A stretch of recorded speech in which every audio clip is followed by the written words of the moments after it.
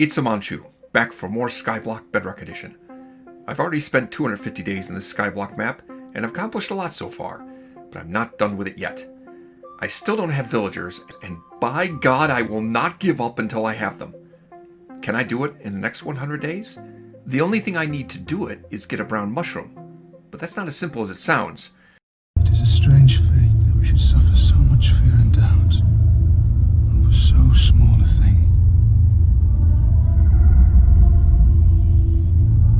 Such a little thing. I've encountered around 50 wandering traders so far without getting the elusive prize. If ever I do, I want to finish this playthrough with a big bang, doing the impossible, summoning and defeating a wither in Skyblock. I've already freed the end and built some key farms for resources. I'm frankly impressed with myself for how far I've come without villagers. My most recent accomplishment was completing a portal-ticking gold farm. I'll spend much of the next 50 days using this gold farm to collect lots of gold, take it to the nether to barter with piglins, using the gravel from this to make dirt and expand the island. In addition to that, I work on some other improvements, starting with building 3 platforms for farming trees, warp fungi, and crimson fungi. Having the silk touch pick and extra netherrack from piglin bartering allows me to get warped and crimson nylium into the overworld. Just as I'm starting to build these platforms, a wandering trader sells me a jungle sapling.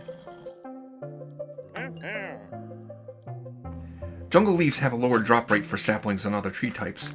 The first tree I plant gives me 1 sapling. The second tree gives me no saplings. Fortunately, the wandering trader is still around, so I buy another jungle sapling. But saplings are expensive. It hurts to have to buy the same thing twice. I don't want to have to go on another run raiding end cities for more emeralds. This time I use a diamond shovel enchanted with Fortune 3 to break the leaves, and I get 7 saplings. Now I can grow the large 2x2 jungle trees, which produce lots more leaves to easily give me enough saplings to farm renewably. Until now I only had mangrove and oak. Jungle produces way more wood per tree, making farming much more efficient. I prefer spruce obviously, but I can't complain. I spend a few days farming crimson stem and jungle wood. On day 255, I get another emerald from a fox. That's the second time I've managed to do this. Obviously not the best way to get emeralds, but without villagers or going back to raid end cities, it's the only other way. From day 258 till 260, I build a barn to keep animals. Then I move pigs, chickens, sheep, and cows into the barn.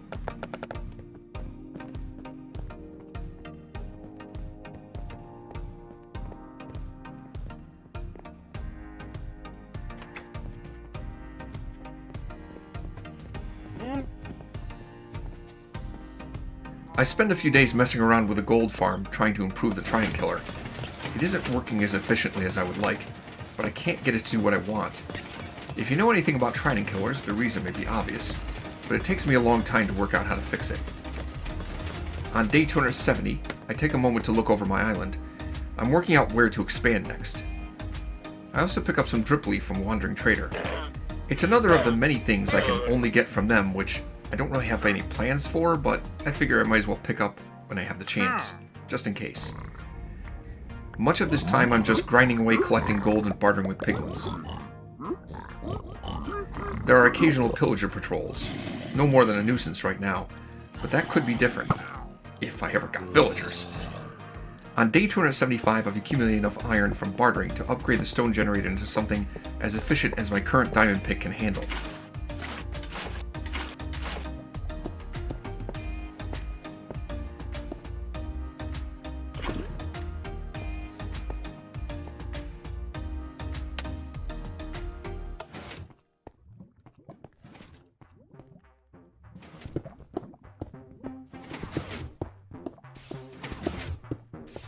On day 277, I buy a cornflower from a wandering trader. I eventually would like to get all 16 dyes.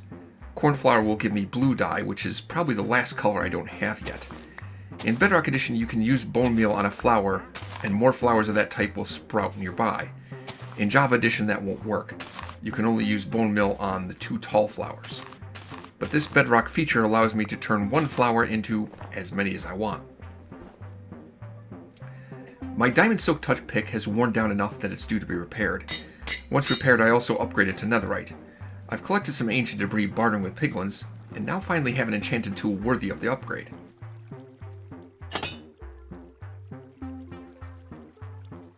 I pick up a third emerald from a fox.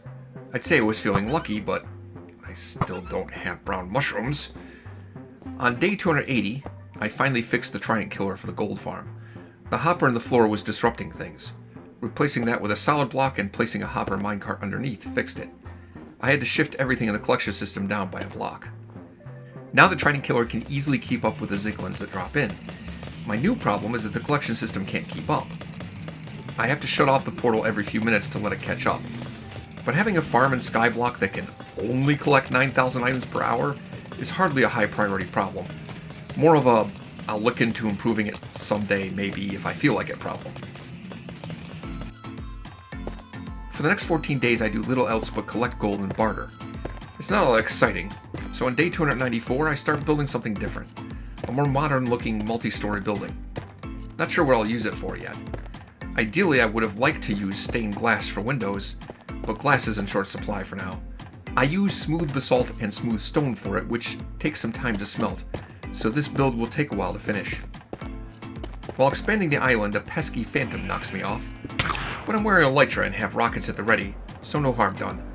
I'm avoiding sleep as much as I can, but sometimes I just have to sleep the phantoms away.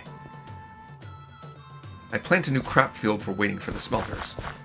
Then decide to put up a fancier wall around the entire island. It's better than the cobblestone slab railing anyway. On day 300, I finally finished the modern building. Still don't know what to use it for yet, but I'll come up with something. Then on day 301, after nearly 100 hours real time in the Skyblock, it finally happens.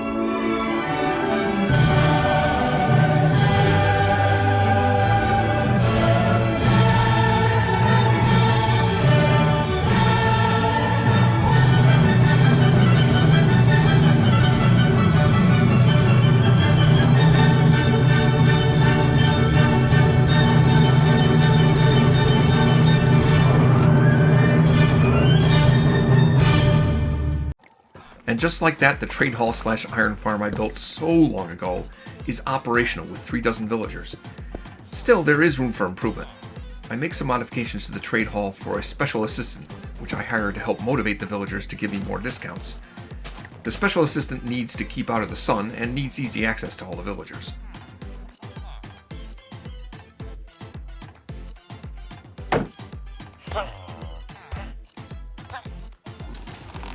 I could cure the villagers 5 times each for max discounts, but for 36 villagers that would be 180 cures.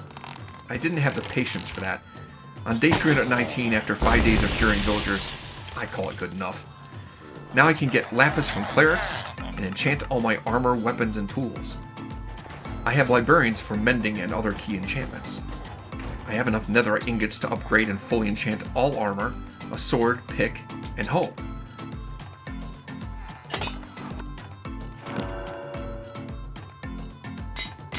I also buy all the glass I can from librarians to start placing a glass ceiling high above the island. I've been fighting with cleaning up snow for hundreds of days. The ceiling will prevent the snow from building up anywhere. It's day 330. The glass ceiling isn't finished, but I realize that if I want to fight the Wither by day 350, I need to get started now. First, I have to prepare a battlefield. I want to build a big platform to fight it on someplace out of the way. The Mushroom Fields biome seems like a good spot. It's 3,000 blocks from the main island. I already have a bridge in the nether that leads in that direction, so I can quickly build a new nether portal to make a shortcut there. I want to build a platform as large as I can out there. For that I collect a lot of jungle wood. On day 334, I begin building the platform. It will be 64 by 64, made with jungle planks. After a couple days I have 1.5 layers, and I'm out of planks. I spend 3 more days collecting more jungle wood, and 4 days finishing the 3rd layer for the platform. Although I run out of wood again and finish with whatever I can scrounge. The type of block and its resistance to blast damage doesn't matter, because I next flood the entire platform with a layer of water on top. My boots have Depth Strider 3 enchantment, allowing me to run around freely on the platform. On day 344, I return home to finish up with a few final preparations. I brew up potions of strength and swiftness, and lingering potions of health too. Then I collect more gold from the gold farm. The Skyblock map has a recipe for crafting enchanted golden apple from a golden apple and 8 gold blocks. With my gold farm, it doesn't take me too long to make 3 of these. On day 346, I'm ready to summon the Wither. I head out to the mushroom fields, and I forgot the soul sand and skulls. On day 347, I'm ready to summon the Wither. It's raining. I don't want to fight in the rain.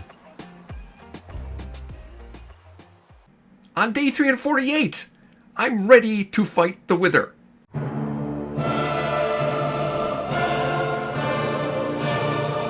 Nothing. I guess it doesn't like to be in the water.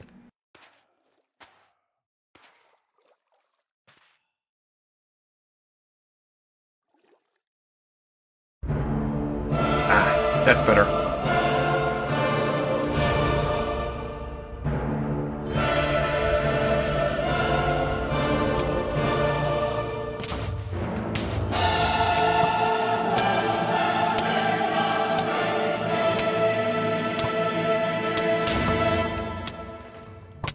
The first half of this fight doesn't worry me. The Wither skulls can't hurt the flooded platform. With my Prot 4 netherite armor, the Wither isn't hurting me much either.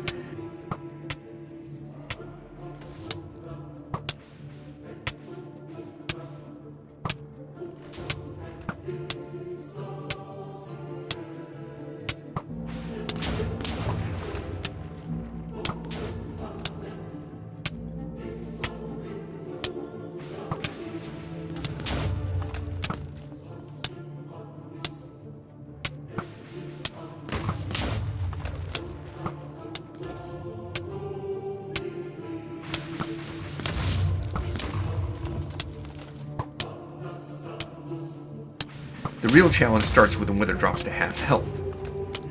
It summons Wither skeletons. As long as they don't get close, I can easily snipe them from a distance. But the Wither in Bedrock also has a charge attack that destroys all blocks in its path, including water sources. I wasn't sure how much of the platform this attack mode would take out. When the Wither charges, it destroys the water and the top layer of the platform. There are still 2 layers of platform under that, so it turns out to be no problem. But there's another problem. The Wither is straying too close to the edge of the platform.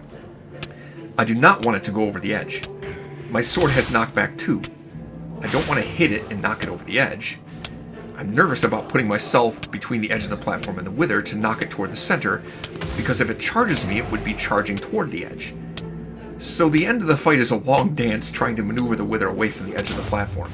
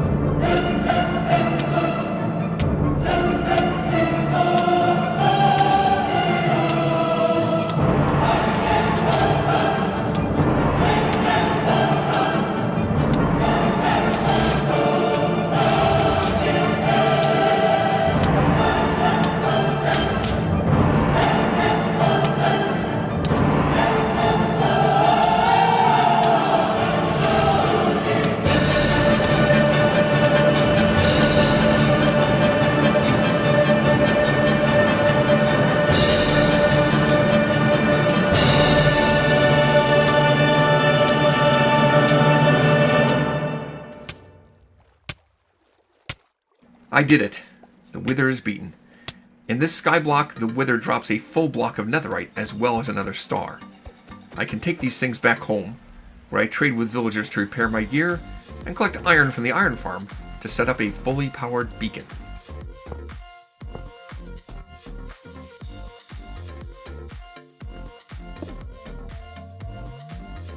On day 349, I've finally done everything I hoped to accomplish. There is more that I could do, but after beating the Wither, anything else would be anticlimactic. There's a link to the Skyblock for Bedrock Edition map in the description. It's definitely what I would like to have from a Skyblock. The only drawback was the difficulty I had getting villagers. It took a long time to get emeralds. Knowing what I know now, I could have got emeralds a little sooner. I also got extremely unlucky with Wandering Trader. But overall, I'm happy to have tried this Skyblock. I will definitely come back to it again. If you made it this far in this video, you must have liked what you saw, so click on the like button. And if you want to see what I do next, subscribe to the channel. Give this Skyblock a try and let me know in the comments how your experience was with it. I've done a more complete survival guide playthrough of Skyblock before, comparing a Bedrock and Java Skyblock experience, showing off various builds in greater detail. Check out the link to that in the video to the left. And thanks for watching Amon Chooses Skyblock Bedrock Edition.